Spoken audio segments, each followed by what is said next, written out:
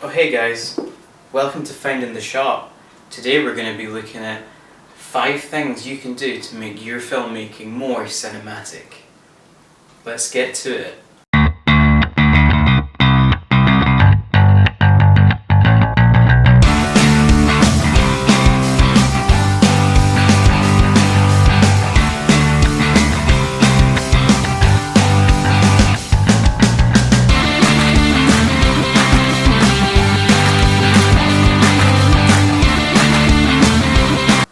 First things first guys, one of the things you can do to make your film more cinematic, you might have noticed when you go to the cinema that the screen is wider than what it is on the television. So one thing you can do is simulate that effect. So we simulate it by putting on these black letterbox bars. We call this large cinescope. Large cinescope is like the stretched out frame size from what the camera records, and because the camera frame for cinema cameras is bigger, they have a big long sensor cinema camera, and what it does is it makes the image bigger for a big screen like you would see in the cinema. So when you put the bars on, what you've done then is you've made it look stretched like in the cinema. So immediately this looks more cinematic because I have the bars. So that's just one of 5 techniques. Another technique that a lot of people they tend to forget about, it's sound. Sound is really important. It's really important that you have good sound in your videos. A lot of the times when you record sound separately from the camera, you run into a problem where you have issues syncing it up. To avoid this problem, just record your audio straight onto your camera. Most DSLRs and mobile phones these days are equipped with inbuilt microphones, and these microphones are more than capable of recording good quality audio, like good enough that you could hear it in a surround sound setting, stereo.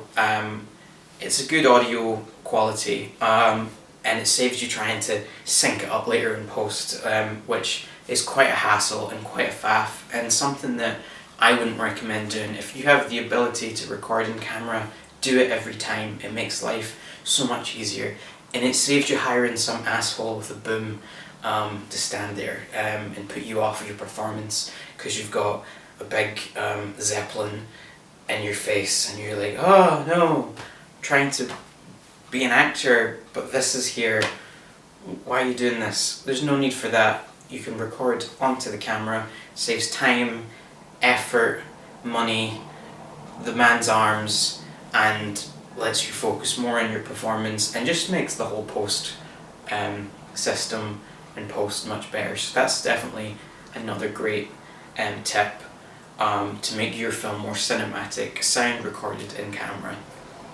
So another great technique that you can use to enhance your videos is to use what's known as a color lute.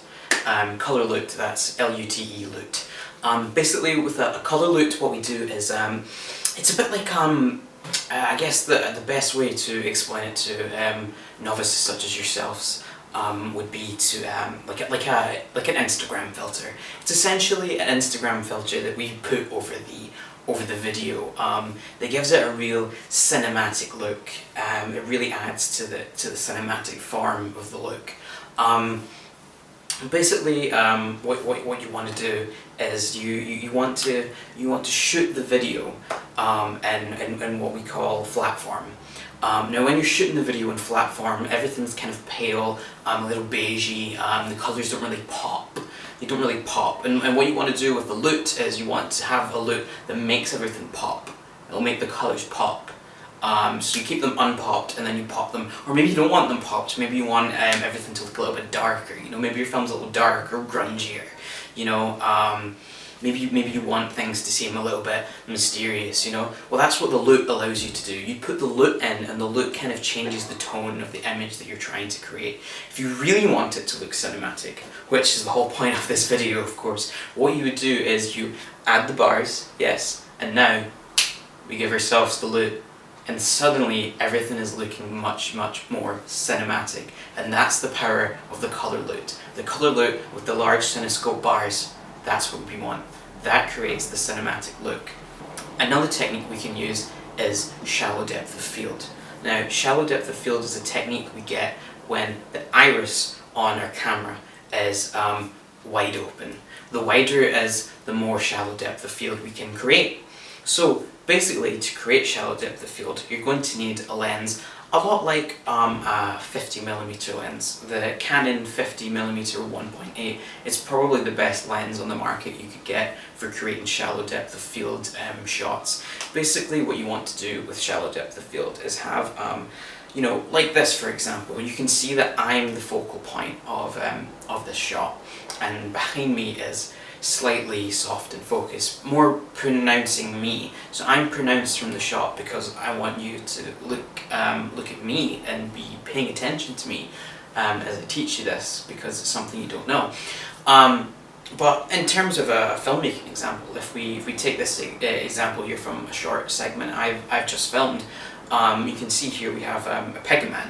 Now the pegman is doing a hack on the keyboard, but we don't want you to look at what he's hacking or what he's currently doing on the keyboard. Instead, we want you to be paying attention to the fact that he's a pegman and he's wearing a peg mask. So we have the computer completely out of focus, and instead we're focusing on the fact that he is a pegman, the peg hacker. So you can see that he's a peg hacker, and you can't quite see what he's doing yet. It's kind of shrouded in mystery. But now in this shot we can see what he's doing, because we've got the computer hacking in focus, but the pegman is out of focus. We don't care about the peg hacker anymore.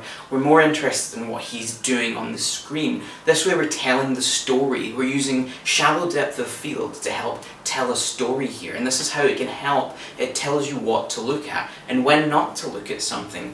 It's like a bit like holding the audience's hand and guiding them in a certain direction, and that's what you do as the director. You guide the audience in a direction, and shallow depth of field helps you accomplish that while making your shot look beautiful, because now we've got shallow depth of field, now we add our bars, and now we add our colour loop, and suddenly we've got this deranged peg hacker making a hack. But what is he doing? Well, what is this man doing? Look, that's what he's doing. He's hacking right now, and we can tell that because of shallow depth of field. A final tip that I guess I could make two different tips, but I don't think it's shot comprehension and production design. Both of those things I don't feel are important enough to deserve their own slot, so I'll merge them together because there's not a lot to tell you there. So merging them together, it's just an easier way to give you this information across, rather than make you listen to two videos when production design tends not to be that important, not when you can use other methods like shallow depth of field. Basically, shot comprehension is how you frame everything. It's the choice of what angle to use, what you can see on the camera. You know, it's your comprehension of the image. That's why we call it that. So it's you that decides what goes in, and that helps to tell and shape the story. So if we go back to our friend, the peg hacker now, you can see that this angle, it's a canted angle. This is an advanced technique that we use to show that there's something not quite right about the scene, and we know from experience the thing that's not right about the scene is that he's a peg hacker. So that's to make you feel a bit uneasy that this peg hacking is happening and things are a bit uneven and we're wondering why, but it's because he's the peg hacker that that's happening. But sometimes the comprehension and the shallow depth of field isn't enough, and we need to get across something. So we want the audience to know that he's a peg hacker. So we use the production design and we get him a mask. So the mask is part of the production design, because now we know that he's not just a regular hacker, he's a peg hacker. But sometimes that's not enough either. We want to say something about his personality, so we can start adding things to the peg hacker's desk. We start adding things and we start to tell a story about the peg hacker. Like, is he a man that lives by himself, or is recently parted with his creative partner and is just struggling to make life function for himself, and you know, is just hacking because it's the only thing he knows what to do, and he's a hack, and given up on life, but hacking's the one thing that's keeping him going, and God, someone took the hacking away from him, maybe hack himself to death, who knows? The production design is what tells us that, though. That's why we add the production design to the image. But if you don't have production design, which, let's be honest, a lot of us don't have time for it, that's why we use shallow depth of field. Because if you don't have anything in the background, then you just put it out of focus, and then no one can say, hey, that was like, he was shrouded in mystery. He was shrouded in the mystery of shallow depth of field. And that's what told the story, because we didn't need to see the objects in the table. It's not an important department. It's not something you need to worry about. Not when you've got shallow depth of field. But there you go, folks. Those are 5 cinematic techniques that will help make your videos go up to that next level. Thanks for watching. Please like, subscribe, and comment. I'd quite like to do an FAQs video next, so if you've got any questions at all, please drop them below. I'd be happy to take those questions and make a video answering them. I'm here for you. I'm a tool for you guys. I'm a tool for anyone that needs the help. If you're watching this, you probably need the help, so I'm here to help. Utilize me. Thanks very much for watching. I'll catch you on the next episode. Thanks very much, guys.